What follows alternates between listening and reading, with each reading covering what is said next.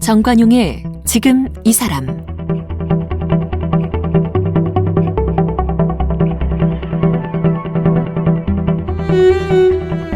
여러분 안녕하십니까? 정관용입니다. 요즘 MZ세대에 대한 얘기가 많죠. 1980년대 출생한 밀레니얼 M세대와 90년대 태어난 G세대를 말합니다. MZ세대 전체 인구의 36% 정도인데 이들은 그 일하는 스타일, 소비 행태, 생각 등등이 기성세대와는 완연한 차이를 보이죠. 디지털 환경에 익숙하고 거침없이 자신의 의사를 표현하고 또 가치 있는 소비를 지향하고 재테크에도 꽤 적극적입니다. 소설가 장유진 작가는요, 바로 이들 세대에 주목해서 이들의 일과 삶을 글로 쓰고 있고요. 소설을 펴낼 때마다 순식간에 베스트셀러가 되고 있는데요. 얼마 전에 펴낸 첫 번째 장편이죠. 달까지 가자. 출간 하루 만에 4쇄를 찍었답니다. 요즘 화제인 가상화폐 투자를 다룬 소설이라 더더욱 눈길을 끄는데요. 네, 장유진 작가를 만나보겠습니다.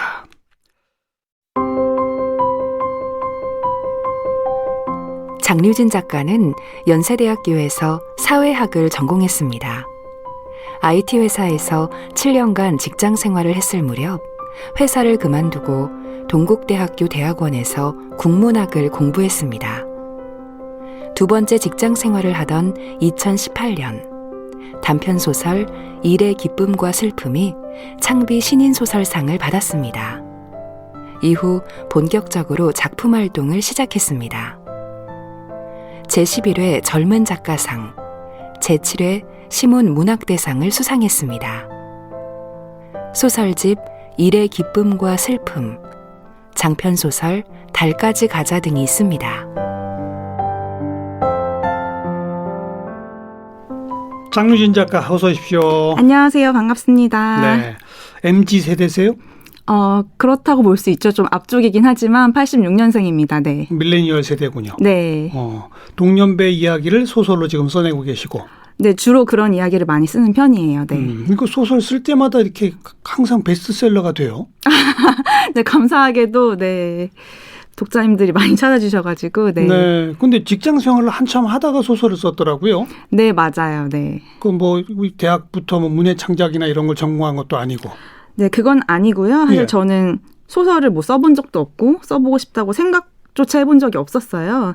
근데 제가 대학교 때 사회학을 전공을 했는데요. 저는. 예. 네, 사회학이 은근히 글을 많이 쓰는 전공이에요. 문학적인 글은 아니지만 제 생각을 논리적으로 정리해서 쓰는 글을 4년 내내 썼는데 졸업하고 어쩌다가 IT 업계에 취직을 하다 보니까 네. IT 업계는 사실 글을 쓸 일이 많이 없잖아요. 기껏해야 무슨 기획안이나 네, 보고서 그렇죠. 이런 네. 정도? 예.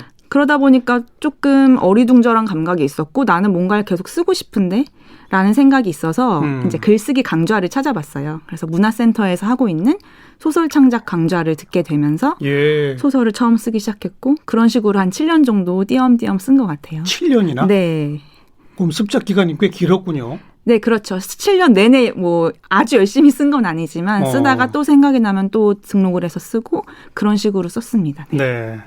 일의 기쁨과 슬픔, 이게 첫 번째 작품입니까? 네, 그게 데뷔작이에요. 근데 네. 그걸로 바로 창비 신인 소설상을 탔네요. 처음 쓴 작품은 아니고 여러 가지의 습작 소설이 있었고 그 작품으로 이제 처음 데뷔를 한 거죠. 네. 그 첫 작품부터 상을 타고 그리고 아마 그 출판사 웹사이트에 처음에 무료로 공개할 모양인데 네네. 왜 이건 또 특별히 무료로 공개했을까요?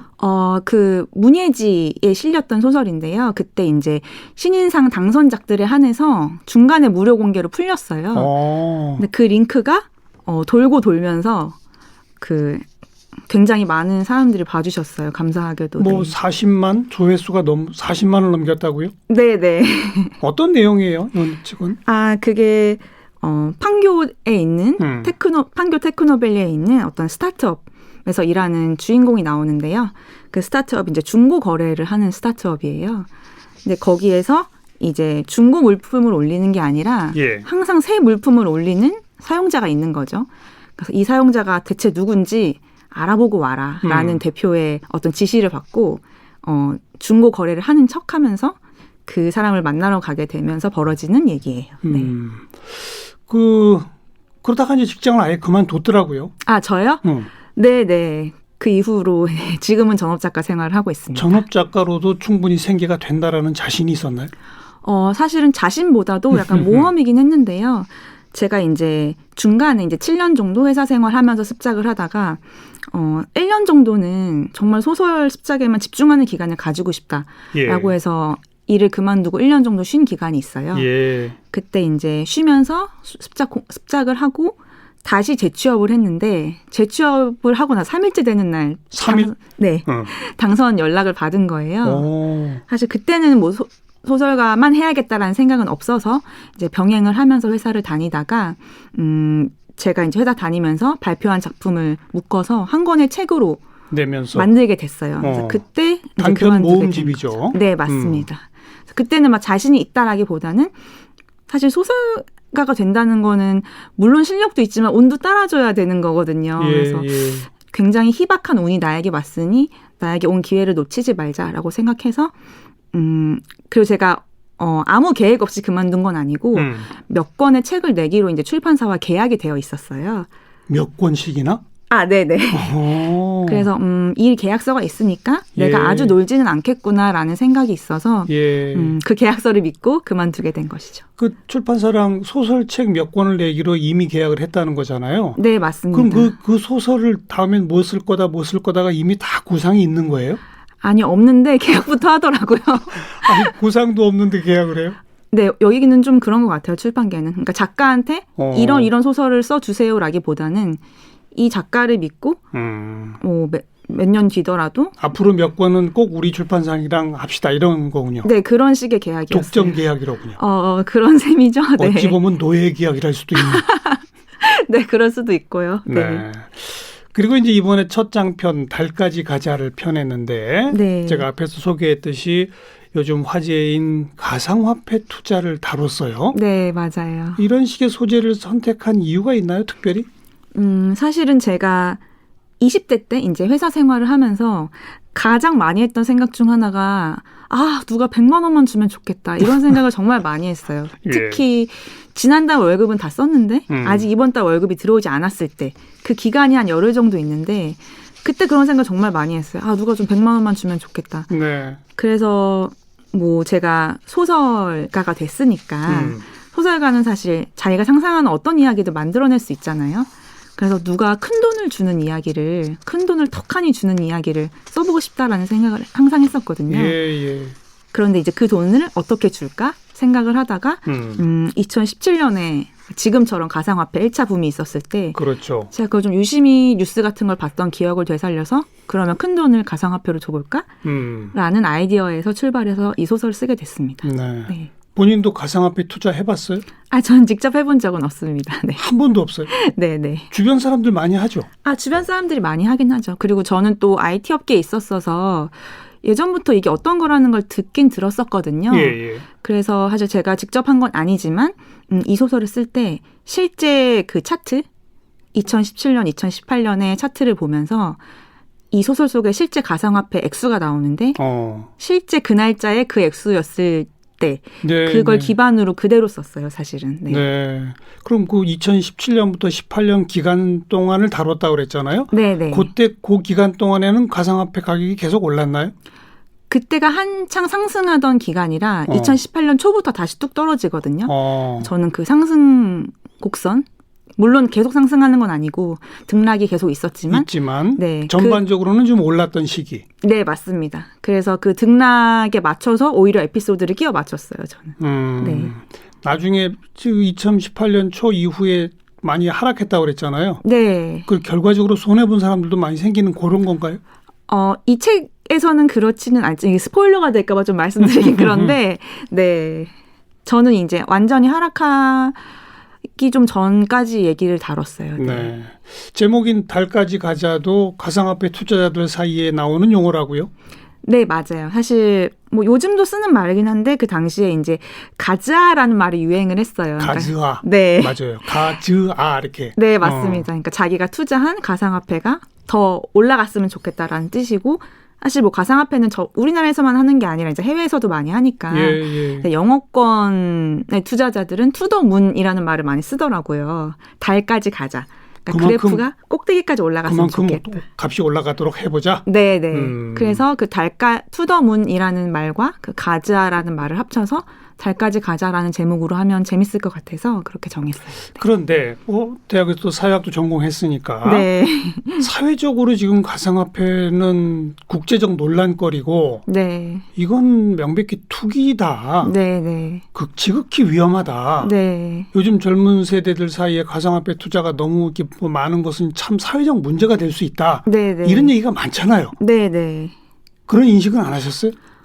그런 인식을 당연히 했고 제가 2017년에 유심히 봤을 때도 테레비만 켜면 약간 찬반 토론 같은 걸 많이 했어요. 이건 해야 된다, 안 해야 된다 이런 것도 하고 저는 이게 옳다 그르다라기보다는 이 현상, 이 가상화폐라는 현상에 반응하는 사람들의 말들이 굉장히 재밌고 의미 있고 이거에 대해 이야기하는 사람들의 이야기 자체 가 저한테 되게 세게 뇌리에 남았던 것 같아요. 그래서 그거를 좀 소설로 그 두 가지 얘기를 다 써보려고 한 거고요. 네, 그 두 가지 얘기를 조금 요약해서 들려주면요. 그러니까. 사실 저는 이 가상화폐를 뭐가 투기다 아니다라기보다는 요즘 젊은 세대들이 가상화폐를 많이 하고 있잖아요. 그렇죠. 그 사람들이 이거를 왜 하는가? 이 엄청난 리스크를 감당하면서 그렇죠. 이거를 할 수밖에 없는 한 개개인의 이야기를 좀 들려드리고 싶었어요. 그 위험 부담을 무릅쓰고 할 수밖에 없는 이에요? 네. 자기가 선택해서 하는 게 아니라? 물론 선택하죠. 선택을 하는 사람도 안 하는 사람도 있지만 선택을 하는 사람이 있다면 그 사람들은 어떤 심정, 어떤 마음으로 이걸 하게 됐을까? 좀 그거를 저는 소설을 통해서 그리고 싶었던 거예요. 네. 저도 궁금한 게 그거거든요. 네. 젊은 세대들 네. 어떤 심정으로 이런 걸 합니까? 또 방금 표현처럼 할 수밖에 없는 상황이란 뭡니까? 제가 사회 분석적인 글을 쓰는 사람이 아니고 저는 이제 문학을 쓴 거고 예. 소설을 쓴 것이기 때문에 제가 뭐 MZ세대를 대표하는 어떤 사람이 아니기 때문에 젊은 사람들이 이래요라고 사실 말하기는 사실 좀 조심스러워요. 그래도 어쨌든 네. 동년배의 정서니까. 네, 조심스럽지만 여기서 제가 이 다혜, 은상, 지송이라는 세 명의 인물을 통해서 보여드리고 싶었던 거는 사실 뭐 MZ세대 90년대생이 뭐 되게 별종이고 거기 태어난 애들이 되게 특이해서 일에 대한 관념이나 돈에 대한 관념, 노동에 대한 관념이 그렇게 그때 태어나서 그냥 독특한 거라고 생각하지 않아요. 그러니까 예. 똑같은 인간이지만 모든 인간이 자기가 놓여 있는 상황에 따라 다른 선택을 하게 되잖아요. 그렇죠. 그래서 이전 세대에 비해서 이 소위 MZ세대라고 하는 사람들은 자신이 어떤 명백하게 하강하는 경제 곡선 위에 있고 그렇다는 걸 또 알고 있어요. 그래서 사실 인간이라는 게 사실 자기만 생각하면 되게 특별하고 오롯한 존재 같지만 사실은 되게 커다란 역사적 흐름 속에 있는 거고 그렇죠. 커다란 경제 곡선 위에 있는 거잖아요. 예. 그래서 자신이 서 있는 곳이 하강하는 경제 곡선 위에 있다는 걸 알면 오늘보다 내일이 더 좋지 못하다는 걸 예상할 수 있는 상황이라면 그렇죠. 네, 그냥 그렇게 예측 가능한 삶만을 살거나 그러고 싶지 않으면 굉장히 큰 리스크를 뭐 감당을 하거나 그런 선택을 하게 되는 것 같아요. 그래서 그런 내용을 좀 이 세 인물을 통해서 보여주고 싶었던 것 같습니다. 그러니까 상대적인 거죠. 네. 그 MZ 세대의 부모 세대들은 고도 성장기를 살아온 사람들인데, 네, 근데 이제 지금은 성장을 하긴 하지만 아주 작은 저성장 시대란 말이에요. 네. 바로 그거를 상대적으로 부모 세대에 비해서 나는 앞으로 이렇게 살다가는 밝은 미래를 꿈꾸기 어렵겠구나. 뭐 이런 자각을 한다는 거죠. 네. 그래서 투기에 뛰어든다. 그런 사람도 있을 거라고 생각을 해요. 저는 모두가 그렇지는 않지만. 네. 근데 그러다가 망하면요. 네, 물론 그럴 수도 있겠죠. 그게 이제 리스크라는 것이죠. 네네. 이 소설에서는 그래도 다들 좀 돈을 벌었다 이거죠. 네, 그렇죠. 좀 스포일러지만, 네, 말씀드리면, 네. 그런 경제적 여유를 갖게 되면 그 다음에 또 어떻게 달라집니까? MZ세대는? 사실 이후는 제가 뭐 소설에 쓰지는 않았지만 예.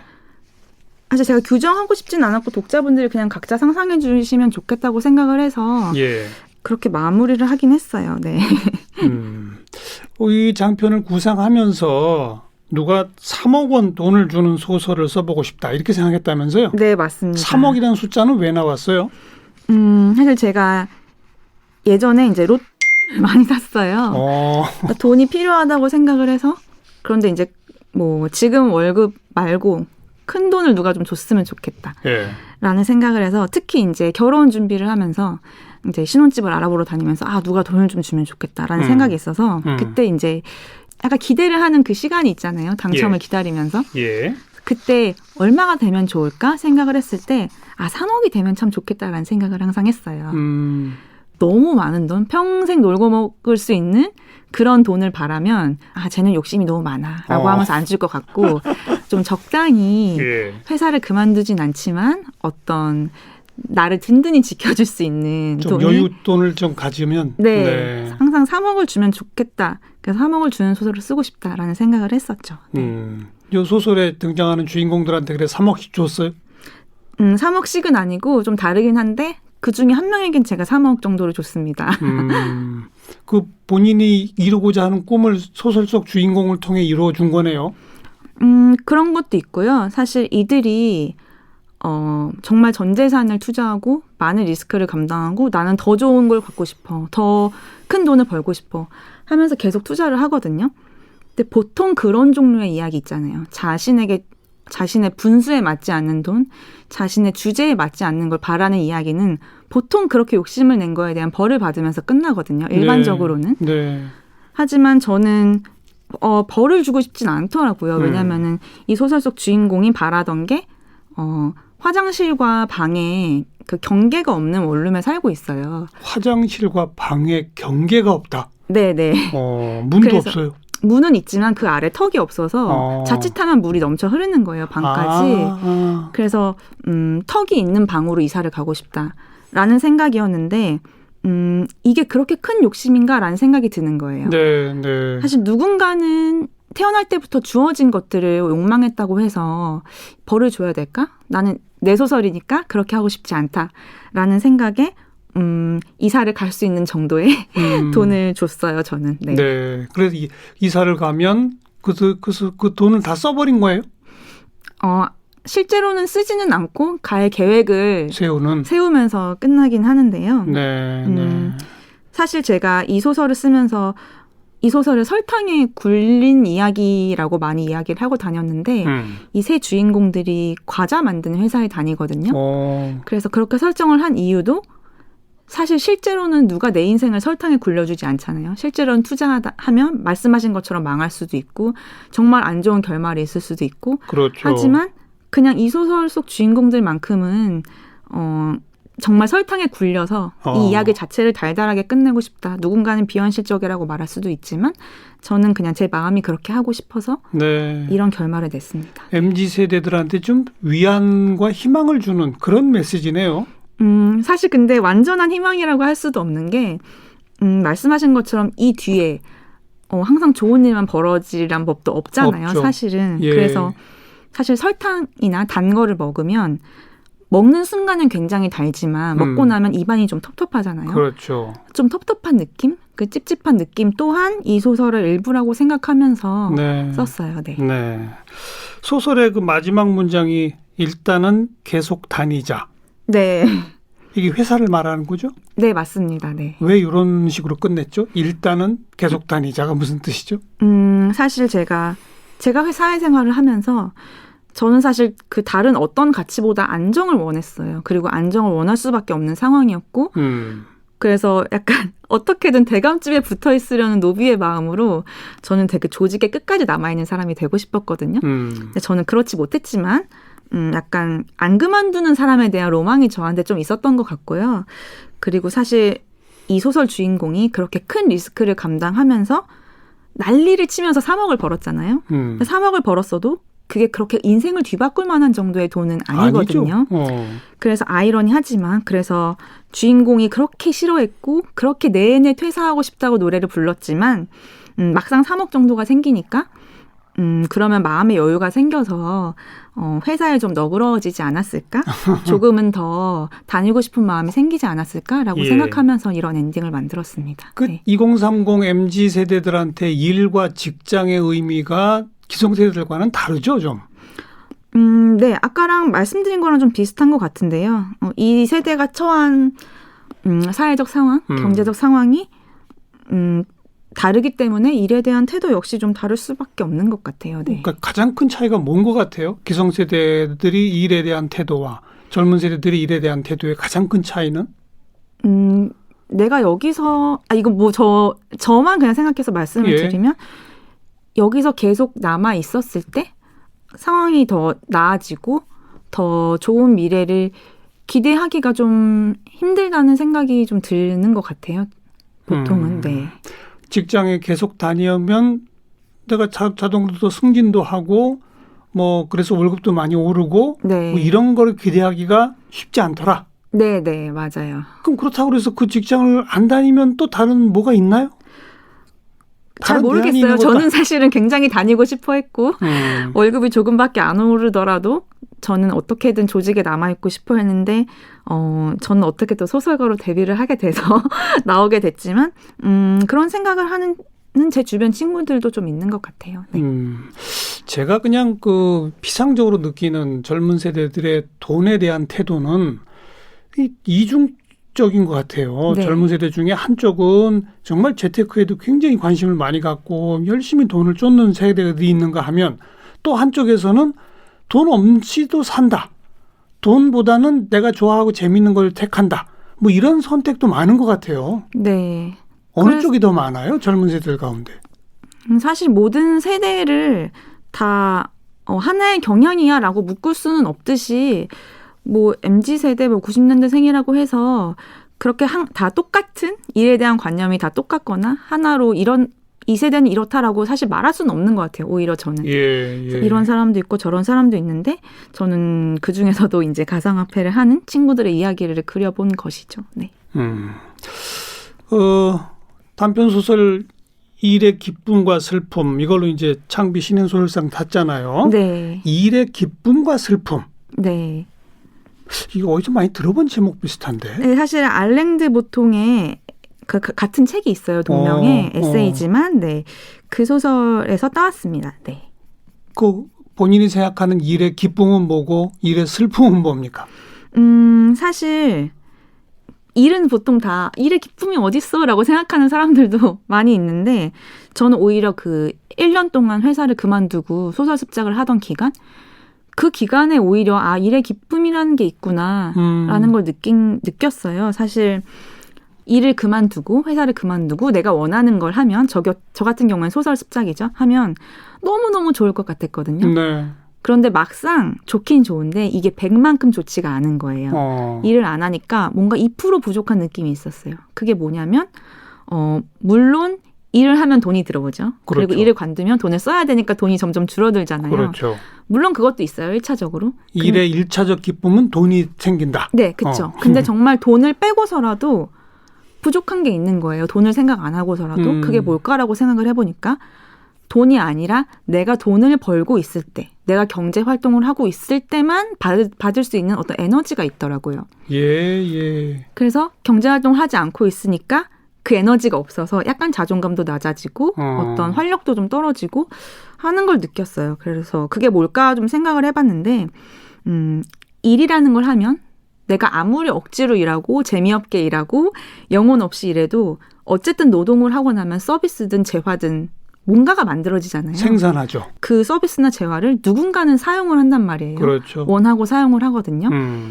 그래서 그거 또한 일의 기쁨인 것 같아요. 내가 즐겁게 일하지 않았어도 무언가를 만들고 누군가는 그걸 원하고 굉장히 쓰고 싶어 하거든요. 예. 그런 것도 기쁨이고 또 일을 하면서 만나는 사람들과의 교류 그런 것도 일의 기쁨 중 하나구나라는 생각이 들어서 사실은 이제 제가 습작 기간을 끝내고 다시 취업을 해야지 내가 다시 일하러 가야지라는 생각으로 쓴 소설이에요. 네.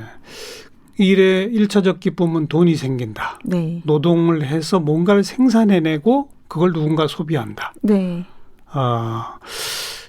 대신에 일의 기쁨과 슬픔의 슬픔은 뭡니까? 제일 큰 슬픔은? 그걸 뺀 모든 게 아닐까요? 그걸 뺀 모든 것? 네. 그러면 슬픔이 더 큰가요? 저는 일단 그런 마음으로 쓰긴 했는데 그 작지만 물론 비중으로 따지면 작지만 그게 굉장히 중요한 거라는 생각이 들었어요. 오히려 네. 일을 안 하는 동안. 네. 내가 그걸 원하고 있다라는 생각이 들어서 다시 재취업을 준비를 한 거죠. 네. 그런데 뭐 지금 이제 전업 작가로 소설을 쓴다는 것도 그 자체도 노동이고 생산이잖아요. 네, 맞습니다. 또 그걸 통해서 재화가 생기잖아요. 네, 맞아요. 그럼 같은 거 아니에요? 이제는 그 당시에는 사실 제가 습작을 하는 거고 직업이 아니었기 때문에 다시 내 직업을 찾아야지, IT 업계로 돌아가야지라는 생각이었지만 지금은 사실 회사를 그만둘 때 노는 게 아니라 나의 직업을 바꾸는 거다. 그렇죠. 하는 일을 바꾸는 거다라는 생각으로 그만뒀어요. 네. 그러니까 장유진 작가에게 이제 소설 쓰기는 일인 거죠. 네, 그렇죠. 그러면 그 일의 슬픔도 크겠네요. 그렇죠. 소설 쓰기의 슬픔은 뭡니까? 일단 소설가는 프리랜서잖아요. 그래서 안정적이지 않은 것, 예. 뭐 수입이라든지 아니면 뭐 어떻게 될지 대출을 모르는 거. 받는다든지 그렇죠. 할 때 안정적이지 않은 것이고, 하지만 그만큼 또 어떤 일이 주는 기쁨도 있기 때문에 균형을 맞춰가면서 살고 있습니다. 근데 이제 작품을 낼 때마다 뭐 지금까지는 많은 대중들이 이게 호평을 해주고 많이들 봐줬는데 네. 이제 안 봐주기 시작하면 어떡하지? 뭐 이런 불안한. 당연히 그런 걱정도 되죠. 그죠. 그런 것도 이제 슬픔 중에 하나고 불안함 중에 하나고.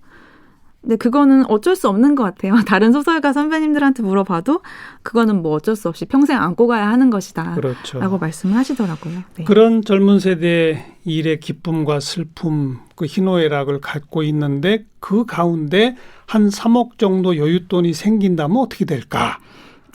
뭐 이런 궁금증과 그런 가상을 전제로 이번에 달까지 가자를 펴낸 거로군요. 네, 맞습니다. 네. 다음번 작품은 혹시 이미 구상이 됐나요? 사실은 제가 이제 막 장편을 내가지고 네. 구체적인 뭐 계획이 있는 건 아니지만 장편을 썼기 때문에 당분간은 이제 단편 소설 청탁에 들어오는 것들 단편 위주로 쓰고 또 장편 계획도 당장은 아니지만 있어서 단편, 장편 둘 다 쓸 것 같습니다. 역시 지금까지 했던 것처럼 동년배들의 일상사 속에서의 어떤 모습 이런 거겠죠. 제가 사실 그렇게 디테일하게 계획을 세워놓고 쓰는 편은 아니지만 아마도 그럴 확률이 당분간은 좀 높을 것 같아요. 네. 기대하면서 지켜보도록 할게요. 네, 감사합니다. 장유진 작가 함께 만났습니다.